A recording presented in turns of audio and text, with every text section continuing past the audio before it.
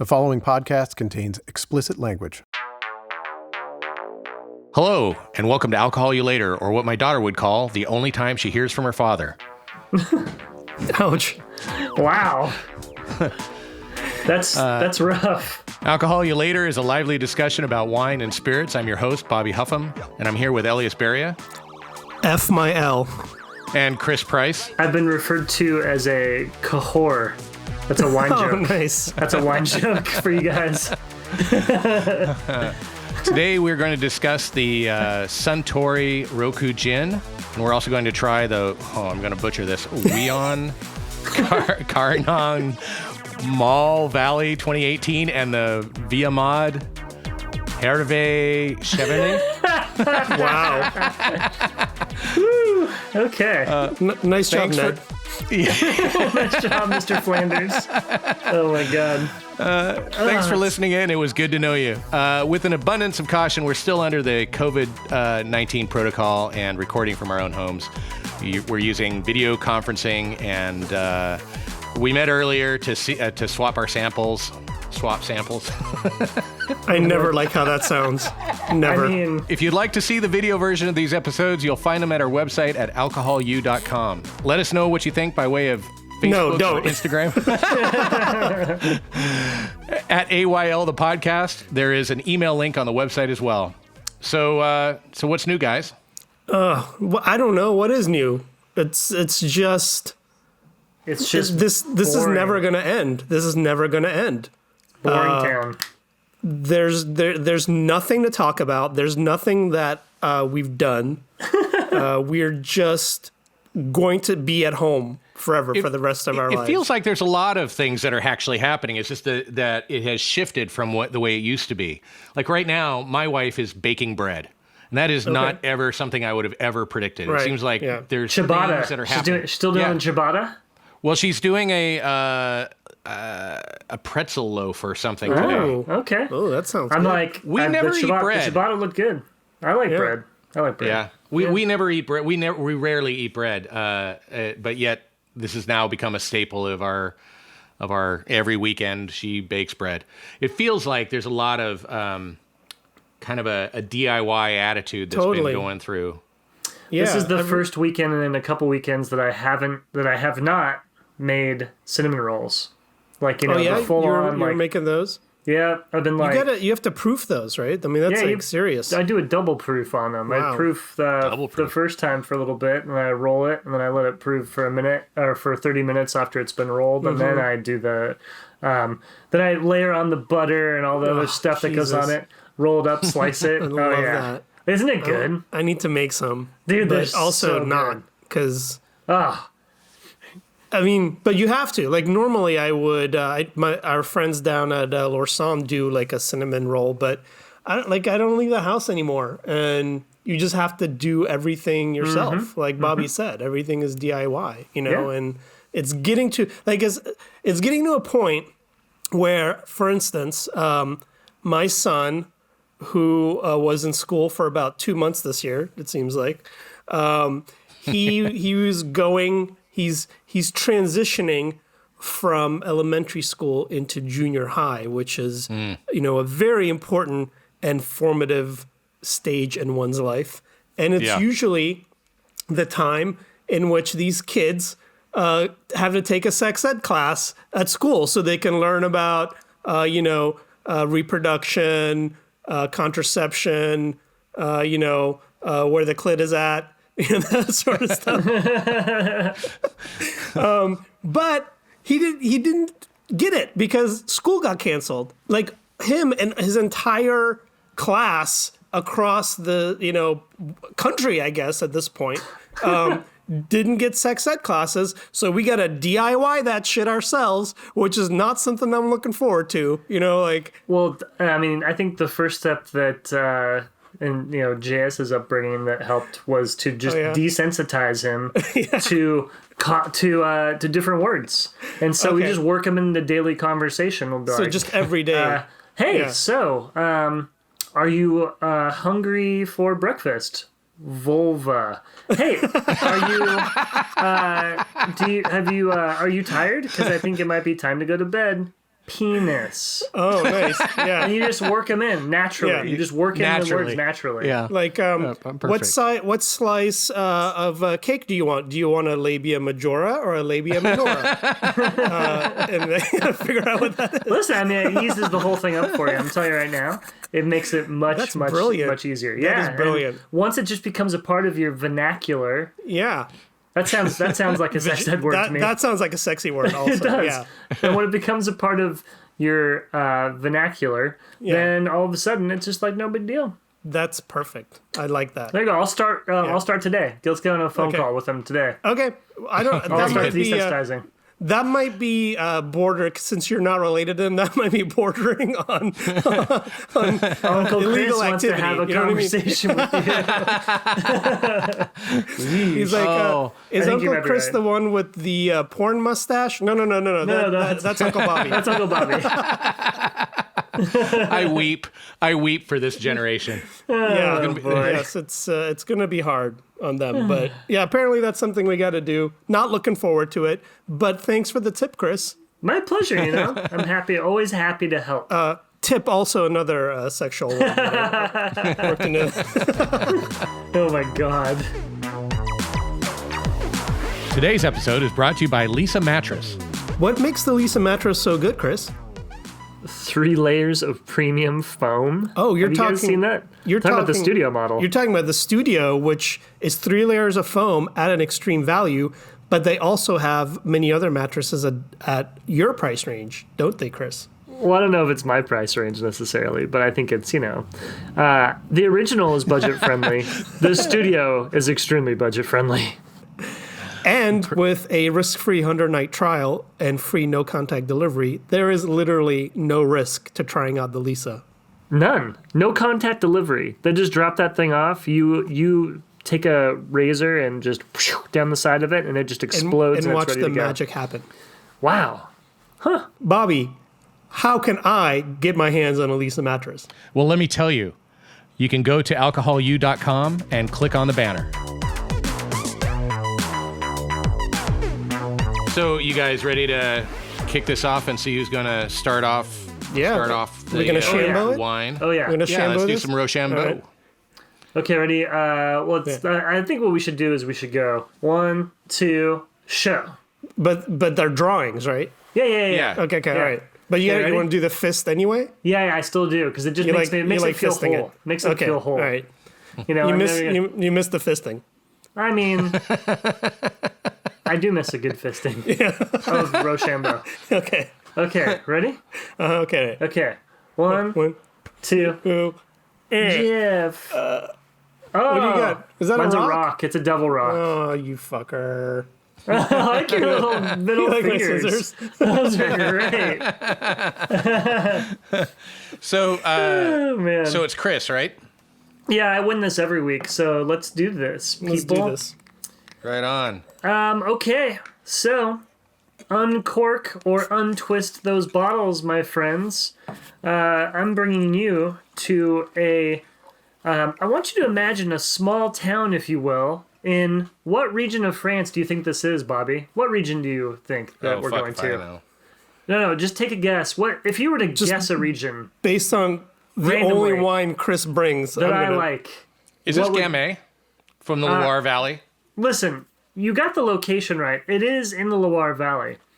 I'm not sure how to say this town's name because I'm going to say it and then I'll let Elyas correct me. Cellettes.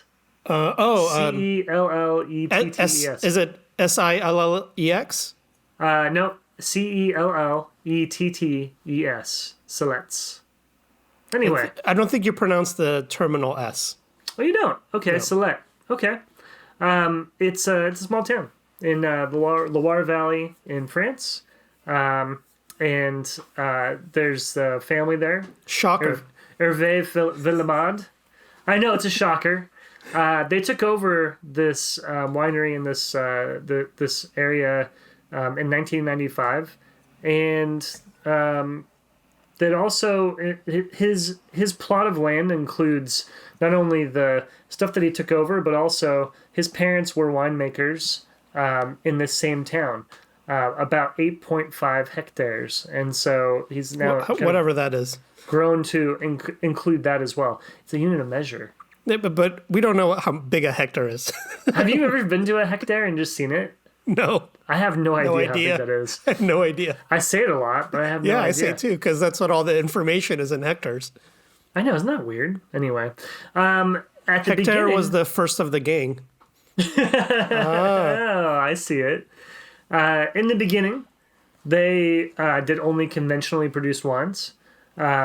And they basically just did, that's the way his parents cultivated it. They used herbicides, fungicides, they used lab yeasts, additives, like all that stuff. After he took over and Herve Villemade tasted some wines made by Marcel Lapierre and Beaujolais, made in a natural way, he was like, oh, yeah, Lapierre was one of the sort of natural wine pioneers in terms of like heavily marketed or available wines in the U.S. that are natural. Yep. So he started to realize that he started experimenting with zero sulfur wines to start off with. Then he was like, holy shit, I'm going to need super high-end fruit in order to do this. I can't do this with crappy grapes. And so he began the like very, very arduous task of converting his entire farm to organic farming, starting in 2000, and then started doing his first bottles from that conversion, I think in 2008. And so continued producing, but then like made the full flip over to naturally produced wine. This bottle that you guys are having today, this guy writes. Oh yeah, okay. Here, yep. It's 60% Pinot Noir and 40% Gamay. Gamay all day, baby. And the sandy soils and flint and limestone. Bobby, limestone. Limestone. Bobby's mouth is watering. Look at him, baby. Let's do this. He is chomping at the bit now. He is. Bobby, come on. Whoa, get that tongue. Put that tongue back in your mouth, Bobby. Jesus. It's French wine, Bobby, yes, but you don't have to French kiss it. Yeah. Hey, okay. Chris, are you ready for this? Yes. Your wine gets one of these. This smells incredible. Isn't this amazing? Really smells beautiful. It's like strawberry and a little bit of citrusy. I have to say, like, I love Gamay, but I absolutely love. I think my favorite grape, perhaps, is Pinot Noir done in a natural way when it's not over extracted and crazy.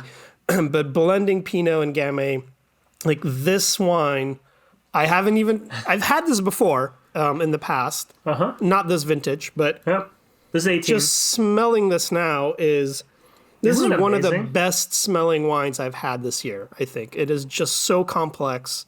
The finish on this is kind of crazy because you get like it's light. You get like this like strawberry kind of like very light, earthy, citrusy fruits, but then on the tail end you get like a little bit of like olive. Yeah, kind of like a totally. Yes, there's some olive. It is so complex. It's so complex. This is like insane. I love it. On the nose, you get like a little bit of burnt wood sort of note to it, but also like violets and cherries, and a little like it's a weird like petrol-y sort of note too, or perfume, or like incense, sort of like very intense. Like sometimes if you take a stick of incense and you smell it, it just smells a little too intense. It's kind of like that, but in a good way. Yeah. And then just on the palate, it is. I mean, it's so elegant. It's so well made. It's a very interesting. This is a really interesting wine. Like this is a unfortunately. But I'll tell you more about that later. But there ain't any more of this around right now. And the next time we'll be able to get it is 2019. This is definitely one of the best wines I've had this year. It's very, very good. It's very good. Wow, Chris. Damn. Wow. You've hit a high note. Yeah. Yeah, I mean, listen, I like to finish strong. It's another thing for the sex ed class for your Finish strong. Make sure you finish strong. TDW. That's T. Or what do I? By the way, BTW. I forget my BT Dubs. That's how you were conceived.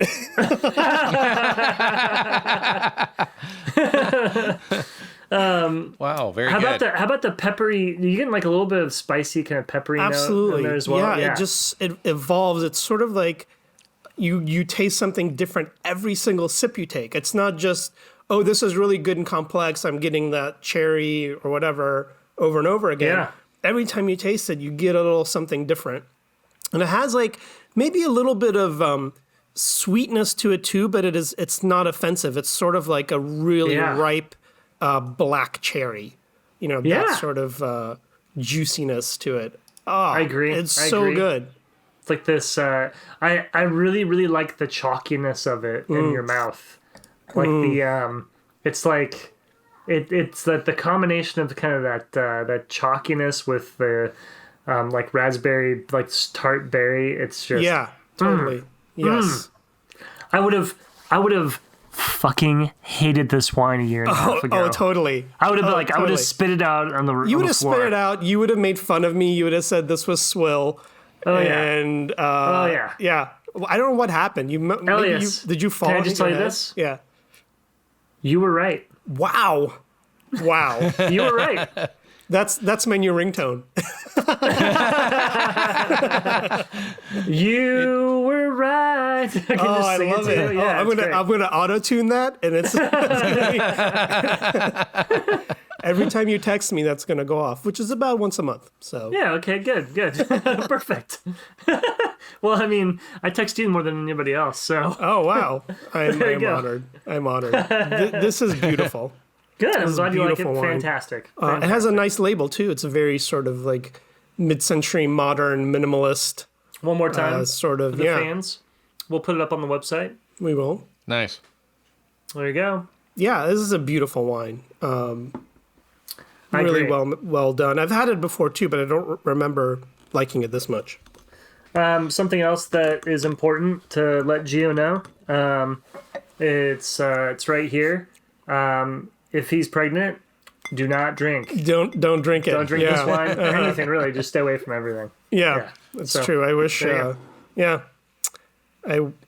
not gonna. I was gonna say something that might be potentially inappropriate. So I just thought better of it. Wow, I can't believe Look at that. I haven't had enough to drink. This level of self-control is amazing. Well, don't worry, we'll come back to that topic after we tell you what you think. Elyas, tell us about your bottle. Oh yeah. So. Oh yeah. This is. You guys got to look at this label. It's pretty cool. Oh, the Weon. So this is a Chilean wine, natural wine, and apparently this word is Weon, and it means it's Chilean slang for bro or dude, and mainly positive. You use it in a positive way, but you could use it in a negative way too. I think it's probably very similar to the Mexican slang of ese. Like you could say, hey, ese, you want to go? We're going to be late. Come on. Or you can say, you want to go, ese? You could say it, you could use it either way. It could be good or bad. So that's what apparently this means. Weon. It's Chilean slang. ¿Cómo te fue, Weon? I guess, whatever you said. Okay. And so this is 100% unoaked Carignan from 60-year-old vines in the Maule region of Chile, which I believe that's how that's pronounced. I don't know for sure. Really? But yeah, so the fruit is hand-picked, hand-sorted, destemmed, and then fermented. I just spilled it on my desk, and the only thing I had to sop it up was your underwear? A couple of socks that I had underneath underneath the chair there. You want to suck on those socks later. Oh, this wine smells great. It smells natural, isn't it? It smells very natural. God. Got some natural yeast going on in there. In his socks for sure. Do you want to guess what kind of vessel this wine was fermented in? I'm going to say stainless steel. No, this is going to be stone egg. This is concrete. Concrete Vats. Yeah, for sure. So unoaked, it's in concrete vats. It smells really interesting. It smells like I'm getting like a coffee on it. Oh, really? Yeah. It's pretty funky. This is super funky. I don't know where you're getting coffee. I'm getting You're not smelling that? All I smell is farts. It's very, very farty right now. As we've experienced with other natural wines, that will hopefully blow off. We've had a few. We've had one from Chile where it never blew off. Hopefully this isn't one of those, because I've never had this one before. But right now it's smelling pretty farty. I'm going to leave it in the glass for a little bit. I'm just going to let it sit there for a few minutes. While I talk Let me just actually open this up and just let it gas. You should let it off gas for sure. But this Chile is a fairly dry country, and I think like the Maule Valley is fairly dry, and these vineyards are dry farmed, so they don't irrigate. So then the vines have to seek water, and that sort of forces them to work harder and keeps the yield down and makes the quality of fruit a little bit better. They use native yeast, very minimal sulfites, and then nothing else added, no color or flavors or extracts or anything like that. So fairly natural, as you can smell. But this is sort of, I guess this is called also a pepino, which we've had a couple other pepinos from Chile. And first I thought just that one wine we had was called pepino, but apparently it's sort of a style of wine from that region. So this is a pepino apparently. But it's a light-bodied red, and you can chill it. I think it's perfect when this airs. It's going to be the height of summer. So this guy for a summer red, you throw it in the fridge. Take it on a picnic. It's sort of perfect for that. But I'm going to venture now. This is interesting. It still smells pretty funky. I mean, it's this is a little polarizing, dude. It's kind of a polarizing grape here. You got here. It's pretty smooth, though. I mean, it is a very easy drinking, smooth, juicy red. Especially if you have a little bit of a chill on it. It's just sort of like Carignan. I was reading about just like different grape types. Yeah. And the main grape types, but I was also curious about the different yields you get from different types of vines. Wow, listen to you, Mr. Sommelier. Well, I mean, listen, when you take online classes, you have to study. Wow. You take tests. Are you taking online classes now? I mean, I don't want to get into it too deep until I see if I'm actually interested and I'm gonna go the course. But when I become certified, before either of you do, I'm gonna tell you guys to shut the fuck up and let the expert talk. You will 100% become certified before any of us do, but certified in a different way. So what I was gonna say was, I believe that I think the Carignan is one of the super high yield grapes. It's I think it yields more fruit than other varieties by a pretty large margin. And so you'll find a lot of people growing, being able to produce a lot more wine with a much smaller parcel of land. Oh, okay. Yeah. Anyway, that's my one. That's my one tidbit. So that might be. That might go well with the dry farming, which would probably keep the yields down so they're not too over the top and diluted. And winemakers can do different things. Just if you want to get into winemaking a little bit, I know you probably already know this because you're an expert now. But one of the things winemakers can do, or at least vineyard tenders can do, is when the grapes are still green, when they just start coming out, they can go through the vineyard and cut them off, the vines. And that reduces yield and sort of concentrates all the energy of the plant and the sugars and everything into the remaining grapes. So if you do have a grape that is a vine that's pretty high yield and you want to just concentrate on quality, you can go through and cut off bunches before they they ripen. That's called cane pruning. And shut so the if you want to refer to it as the actual proper term, so the method is there for. And let me tell you the what they usually leave and how that's. We're gonna do some cane spanking later with you. Oh, you want to test me? You want to go Weon? Oh man. So this is just and I love to drink wine from sort of areas that are emerging as sort of natural wine hotspots. I think Chile is one that has been going for a while, but they're developing more, and that's actually, I think, as consumers, the more we can encourage and buy wines from regions like Chile, it'll help us because Chilean wine is very cheap. And natural wine is expensive. So if we can encourage natural production in Chile, we'll help ourselves because that'll be a source of lesser expensive wine for us. And when the quality comes up, it'll maybe drive down prices other places, but at least it'll be an alternative than to just Oregon or France. And I think they're doing a lot of great stuff in Chile, and this wine is great. It does have a funky nose to it, but it is not hard to drink. It is pretty gulpable, in my opinion. As we all take one big drink. Exactly. I don't know that I would necessarily like. I'm not really into this one. Yeah, you don't love it as much. No, I mean I like. Here's what I like about it is it's different than a lot of other things I've tried, if not everything I've tried so far. The smell I didn't mind so much, and for the most part, it's evolved enough just since you started talking to where, it's either opened up or blown off or whatever, but the taste of it, it's kind of more. I don't know if there's a sour quality to it or if that's acid or what it is that you're.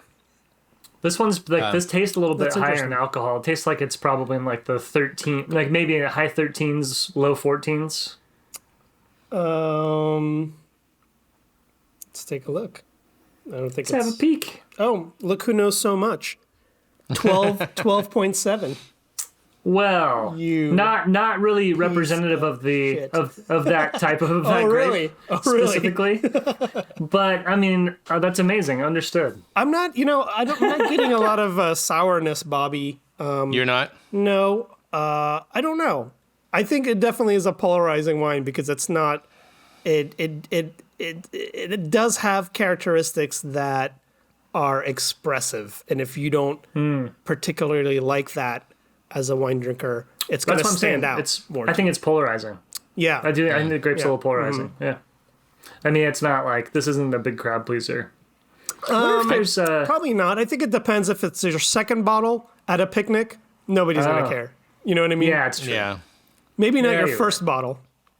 Your first bottle. It's definitely an interesting, just if you're opening up a bottle to talk about unique wine or whatever, I could easily see breaking this out because it is, to me, it's very unique. I love hearing the story behind it, but this is not one that I would necessarily gravitate towards. If you have, let's say you get to a point where you're hanging out with friends again. I don't know when that'll be. But if you have a friend, let's say you have a friend who, let's just say this is theoretical, who drinks all the wine, that is around, and you don't want that to happen, you open one of these, and then they'll taste it and be like, ugh, and then they won't drink it all, and stop. Unless they just drink it all anyway, because they don't care. They just power through. And then they somehow have to go use the restroom, and then you find out all your cough syrup's gone. Oh, God. Yeah, there you go. Well, there you go. It's not a true story. This never happened. Not a true story. Not a true story. Well, on that note, are you guys ready to try some gin? Oh yeah, always ready for a little gin. So this is what I brought today is the Suntory Roku gin. This one's not on the floral side. This is on the piney side. It's interesting that you say that because that's not the way they describe it. I just got the whiff of it. It smells that way. I like how it smells. I can't wait to taste it. So this is Suntory's. Technically, it's their first gin, although they actually claim This is an floral. unofficial gin back in 1936. Before Suntory was called Suntory, it was the Tory Schoten store. By first, you mean the first one they've produced officially? Wow. Yeah, officially as Suntory. Okay. So this gin, it's a Japanese distiller. They're just now really starting to catch on to the whole gin craze. A lot of you can find a lot like the Nika Kofi makes or Nika makes a Kofi gin. Mm-hmm. There's a few others. This Roku, tastes like a bouquet of flowers. I'm not like I literally tasted it and it's insane. This is really good. Sorry, keep going. Yeah. I just wanted to interject that. This is under the New American or New Western style, which is very floral, pulls away from the really heavy juniper. Mm-hmm. It does use a lot of traditional gin botanicals, but then they also added specifically Japanese botanicals, 6 specific Japanese-specific botanicals, and they're based on the season. So, for example, the sakura leaf and the sakura flower for spring, the sencha tea and gyokura tea for summer, sancho pepper for autumn, and yuzu peel for winter. So I'm getting a lot of citrus off of there. I was going to say lemon, but yuzu makes sense. Yeah. Yeah. So you said that you got a lot of flower. Wow. When I smell it, I smell... it smells piney to me, but I mean, all these do when I first put my nose to it. It is very perfumey. It's like sort of drinking perfume, not in a totally bad way. Mm-hmm. Right. It to me, it smells very cherry blossom. Like. Oh, yeah, no, I'm getting perfume like crazy now. Mm-hmm. And then maybe a little green tea and pepper. I just want to mix this with tonic water, a little bit of lime, some ice. I think I'll call it a gin and tonic. Ah. Something you might try. I haven't tried this yet. On some of the forums where they were talking about this gin specifically, I saw people talking about thin slicing fresh ginger and making their gin and tonic with fresh ginger rather than the traditional. Interesting. Okay. Yeah. So I'm actually going to try that this afternoon. I have a buddy, Jeff, who Chris and I went to England with a long time ago, back when there was travel. But he has a small yuzu tree in his backyard. Oh, really? That's been producing fruit. And last year, he let me pick the whole thing. And so I think it would be good to get some fresh yuzu and make a yuzu gin and tonic. Oh, that's a really interesting. That might be nice. Yeah. You should try that. Let me know how that goes. Actually, maybe you could put it up on the website. Show the steps and that sort of thing. Yeah, very good. Yeah, this is actually, I really like this.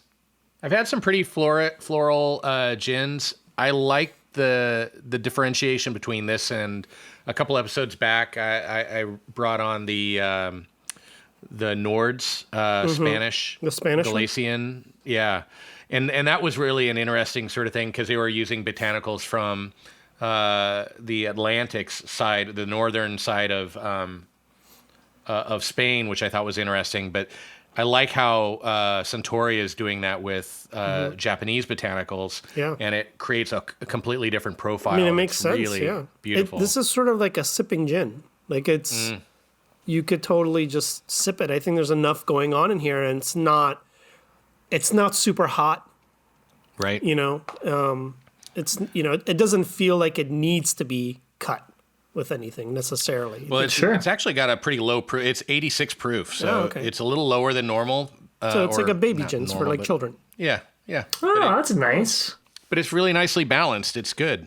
It's a gin for the children. Yeah, it'll go good with my DIY sex ed class. We'll take a couple shots of this. You're going to want a shot of gin first, this florally gin.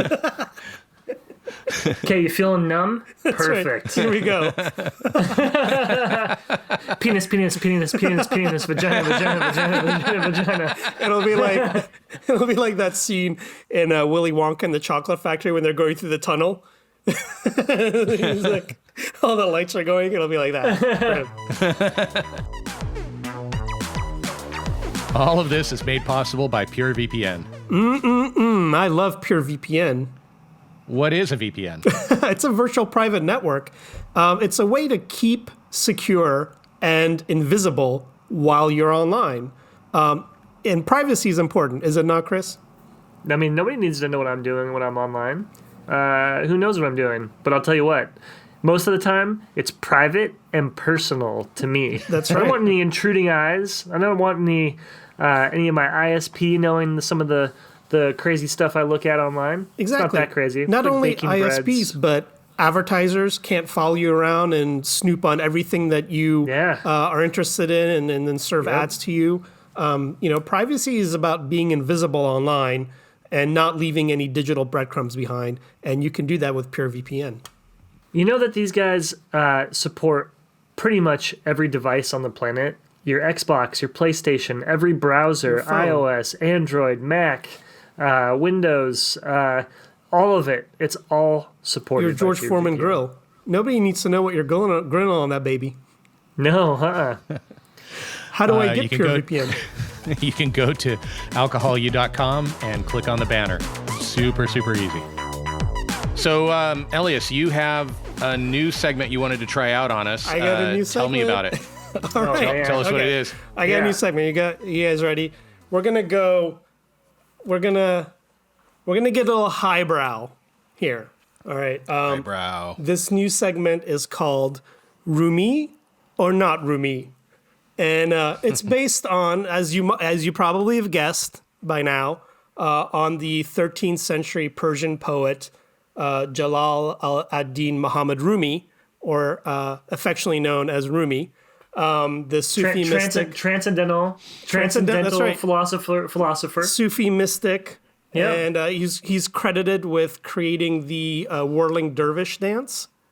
That the dervishes are mystics, and so he was all about distilling, getting down to the nut of life, and what life is about. And I have some quotes from Rumi, just to sort of whet your appetite and get you in the mood. Good. One of the things that he said is, achieve some perfection in yourself so that you may not fall into sorrow by seeing the perfection in others. So, he's all about introspection. He also loved wine. He had a lot of wine quotes. Gratitude is the wine for the soul. Go on, get drunk, he said. My favorite wine quote of his is, either give me more wine or leave me alone. that was a Sufi quote, a Rumi quote. So the game is, I'm going to give you 3 quotes, all right? And you have to ascertain which 2 are Rumi quotes and which is a quote from my own personal philosophy of life. Okay, so you have to know which one is Rumi and which one is not Rumi, all right? So Hit me. you're ready, okay. With Rumi. I hope you've brushed up on your Rumi before this, but if not, I think you'll. I'm a bit of a transcendental philosopher myself. So. Oh, great! What's his name? Deepak Chopra loves Rumi. He's all He over does, that. isn't he? Yeah. He's a big fan of that. a big fan. Deepak Chopra. Okay, here are the 3 quotes. What you seek is seeking you. Quote number 1. Okay. Nothing you say is ever wrong. The rain does not apologize for making the cobbles wet. Oh, okay. Okay. Yesterday I was clever, so I wanted to change the world. Today I am wise, so I am changing myself. Oh. Those are 3 quotes. Let me know if you need to hear them again. I know which ones are the Rumi quotes. Okay. Well, I could say I can easily eliminate one of them as not being from you. Really? Which one is that? I'm going to say that the last one is definitely not you. Okay. All right. That goes hand in hand. I think that the Rumi quotes are 2 and 3. 2 and 3. Wow. What? Yep. And what about you, Bobby? Let's bring Bobby in on this one too. Okay. Oh, I was a little torn on 1 and 2. Okay. Don't be torn, Bobby. Can you say the first one again? The first one is, what you seek is seeking you. That sounds like some Elyas that's dribble you. if I've ever heard it. Okay. That's Elyas right there. Are you guys ready? The first quote is by Rumi. You guys are wrong. The second one was by me. Nothing you say is ever wrong. The rain does not apologize for making the cobbles wet. Which is, that's my personal philosophy. That's kind of yours. I'm never wrong. Yeah, no, I'm never wrong. Whatever. Okay, now that I have a preview into this, I can crush this game. I fooled them. Let's go. Okay. So you really believe the philosophies that you're putting in these are my real. These are not bullshit. Right. This comes from how I live my life. I know you well enough. I can pick you out. I go by these tenets. So the game really is pick out Elyas's philosophy amongst the Rumi amongst the philosophies. Rumis. But the first one you both failed. So we failed it, but I know you well enough. I can easily get the next 2. Okay, no great. problem. Great. Let's see what happens. All right. Start a huge, foolish project like Noah. It makes absolutely no difference what people think of you. That's the first quote. The second one. That sounds a little Elyas-esque. Okay. Yeah, I like the second one is you have to keep breaking your heart until it opens. Yeah, that's definitely not you. Okay, keep going. What's the next one? The next one is swim naked in the light of the moon. You are your own inspiration. That's definitely not you either. The first one's you. The other 2 are Rumi. What do you think, Bobby? I'm with Chris on this one. Really? Okay. The first quote is by Rumi. God! Oh, fuck. Dang it! Start a huge, foolish project like Noah. It makes absolutely no difference what people think of you. Yeah. The second one is by Rumi. You have to keep breaking your heart until it opens. The third one is all Beria based on my romp outside. Swim naked in the light of the moon. You are your own inspiration. And I inspire myself daily. No, that's not. You didn't inspire yourself to go out and do that. You lost a bet. That's not how I see it. In my revisionist history of this episode, I inspired myself, as I do on a daily basis. I'm my own inspiration. All right. Oh, boy. Here's the third one. Sing like the birds sing, not worrying about who hears or what they think. There is no song sweeter than your own bird song. Second one. Mm-hmm. The wound is the place. Let me comment on that real quick. Okay.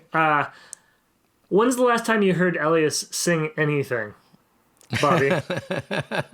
When? I don't know that I've ever heard that. I don't know if I have either. I'm not sure if there's any documented proof either. I have heard him talk senselessly for hours. There you go. And true. That in itself is a type of without song. care. Is a type of song. So I mean, it's a really fucking bad song. it's music to my ears. I don't know about you guys. All right. The second quote. The wound is the place where the light enters you. The wound is the place where the light enters you. Yeah. Is this the? That's Elyas. Okay, keep going. Third one. It's your road and yours alone. Others may walk it with you, but no one can walk it for you. I hate this segment. It sucks to lose. Oh, man. Do you want to hear them again? No, I'm just like, I hope I get this one right. Okay. Actually, I'll let you go first, Bobby, because I know which one I'm choosing, but I've said which one I think first twice. I'm going with number 2. I'm going with number 2 as well.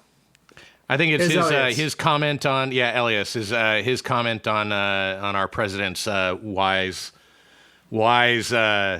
comments about how to solve the COVID Okay. Well, infection. let me read the first one again. Sing like the birds sing, not worrying about who hears or what they think. That should be him. There's no that should be song Elyas. sweeter than your own bird song. No, he's all about listening to himself talk. By Elyas Beria. That's number one. Yeah, it's that one. It's that one. Yes, that's that one. There's no song sweeter than my own bird song to my ears. The other two are roomy. Oh, really? Yeah. I thought for sure that second one was you spoofing the You guys president. got everyone wrong. I love it.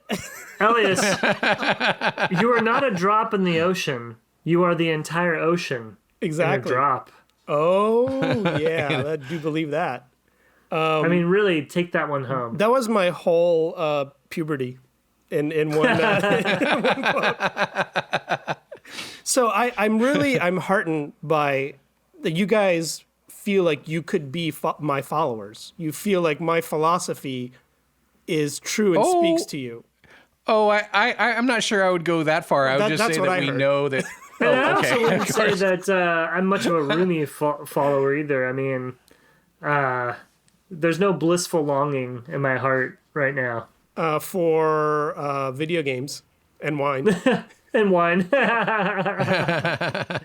I mean, I could be convinced. That's true. Wow, I think that went swimmingly. I'm really appreciative of what you think of my philosophy. Thank you, great philosopher. Stay tuned for the coffee table book. Elyas Beria. You know, that's not a bad idea. I think we should put out a coffee table book of sort of meme-like quotes from my philosophy. Yeah. Oh, from your philosophies. Yeah. I mean, I think the one coffee table book that would crush it is the Deep Throat Chokra. which we have not talked about on air before. We have to In fact, convene a meeting to discuss if we can even talk about it. I'm not sure if it's safe. It's not safe. Oh man. On that note, do you guys want to jump in and see how Sure. how these wines have Let's do it. aged? Not aged, Oops. but Oops. Chris's wine is just phenomenal. God, it's so good, it isn't it? smells so good. It's evolved. It's the same but different. and you can't get this anywhere else it now, tastes or you can't get amazing. this anymore. So, this actually is Costco brand. No, it's not Costco brand.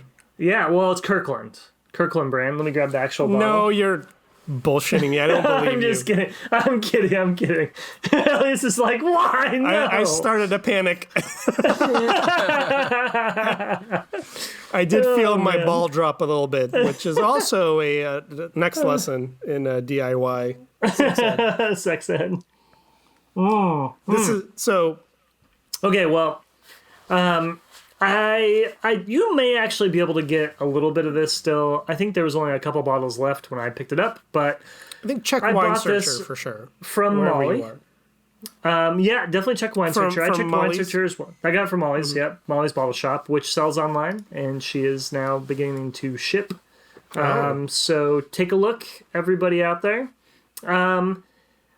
It was $27, so it's a little on the A high little pricey, end. but I think worth it. I think so too. Absolutely worth it. Wine Searcher has this in a number of different places. In New York mainly, though. So it's pretty much all New York. I mean, I've had this from Veef before in previous years, and I've seen it in New York and other places. So I think it's one that a few distributors have probably picked up. It's been around enough and is well known enough that you know, maybe a distributor in your state carries it. Right. Look into it. Right. So yeah, there you go. I mean, I think it held up well, and I think I would I'm probably gonna just protect this with my life and As you should. And drink the most of it that I can tonight. And you know, one thing that I think is good is, you know, because of the situation we're all in. I mean, you're not dining out anymore, and you got to think about like how much you pay for a mediocre bottle of wine at a restaurant, right? you would think nothing of going to a restaurant and paying $45 for a wine that's just okay. So, since we're not eating out as much anymore, go out and grab a $30 bottle of wine and don't feel bad about it. I'm not saying get a whole case. It's true. Yeah. Get what you want to drink, pick up a nice bottle every now and then. $75-$80 in a restaurant? In a restaurant? Easily, yeah. Easily $80 in a restaurant. And it would be good for $80. It would be like, wow, this is a fantastic bottle of wine. So go ahead, plop down, $25-$30 and pick this guy up for sure. Bobby. No, not Bobby. Elyas. Yeah, Elyas. Let's see if this is blown off at all. Well, while you guys were talking about that, I was actually on Molly's Bottle Shop buying up the last of the bottles. Oh, you got it. All right. Well, there you go. Well, maybe by the time this airs, it might be available again for sure. I'm getting that olive. Yeah, it is funky. Like it has like a little bit of burned rubber or like burned wood. It's a little smoky on the nose, maybe. Getting a little cocoa. Which is weird. Like, where is that smokiness coming from? Because it was fermented in concrete vats, right? So, like, where does that come from? It's very, very interesting. I don't know. It actually, now that this is sat for a little bit, it smells better. It smells better. It tastes better to me. So maybe when we opened it, it was reductive. It had a little bit of funkiness going on from being starved of oxygen. And yeah, it's a little fruitier and easier to drink now that it's been but I think it's a perfectly good wine. I think it's a great picnic wine. Let it breathe a bit. It's bright. It has nice red fruits to it. Yeah, it's a little bit polarizing, but it's nothing like some of the like really, really, truly funky stuff we've had in the past. Oh yeah, no, not even close. I agree. Yeah. Oh, and also it's I think I got it for $17 at Vif, so it's fairly affordable too as far as natural wines go. So you can grab some of these for a picnic and not break the bank. Oh, that's really great. Yeah. I think it's a good value. I'm gonna be finishing out because I like to finish strong. I'm gonna finish out the season strong with some good value wines. I tell you. Nice. Okay. Can't wait. Yeah. All right, Bobby. Very cool. Okay, Bobby. Let's get this. I don't think that the gin is really. No. The gin's not going to change, but it's good. It's a nice sipping gin. Yeah, it is a nice gin. Good. I can see that sitting out on the back patio in the summer and just sipping on that a little bit. I mean, kind of nice. In the spring, I can see that being really amazing. It's got a lot of spring floral sort of qualities to it. So this, you can get this almost pretty much anywhere. I bought this down the street at the little liquor store that's just down the road from me. $30 is the list, which means you're walking out of the store at about $39 in Washington, and that is the most expensive you'll find it in the country. Pretty much everywhere else in the country, it's as low as $20. Washington is crazy. I did a little research about how much tax we pay, and I found out one sort of possible reason for it is because we don't have any income tax. There's no income tax in Washington state. So they tend to tax, there's more sin taxes, in quotes. So for like, spirits and cigarettes and cannabis and that sort of stuff gets taxed pretty heavily. And we paid like 2 taxes on spirits in Washington as opposed to a lot of other states. Which is like it's spendy. Yeah, I mean, it just makes a $50 bottle of spirits go up to like 75, 80. Exactly. Yeah. You're paying 50% more. Right. The way to really make the system work for you, if you were a Washington resident, is to 1, be really rich, and 2, not drink at all.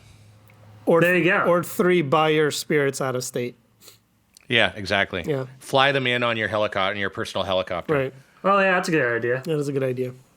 Well, if you live on a border town, that's like, living on the border of Oregon and Washington is the way to Being go. in Vancouver, Washington. Exactly. You don't no income tax, and then you go to Oregon and you don't pay sales tax.